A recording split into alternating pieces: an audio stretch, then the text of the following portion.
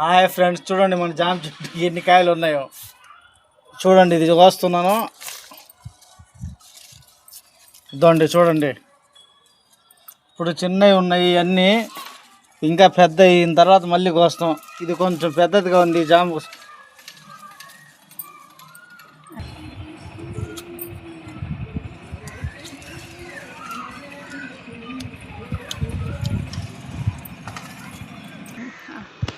ఇదండి చూడండి, ఎన్ని కాయలు కోసినా కూడా మన చెట్టుకు వస్తూనే ఉంటాయి కాయలు.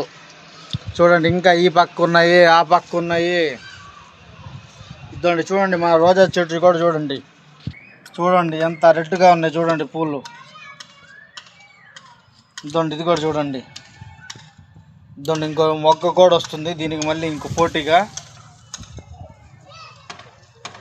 చూసా ఫ్రెండ్, నచ్చితే లైక్ చేయండి, సబ్స్క్రైబర్ చేయండి ఫ్రెండ్స్.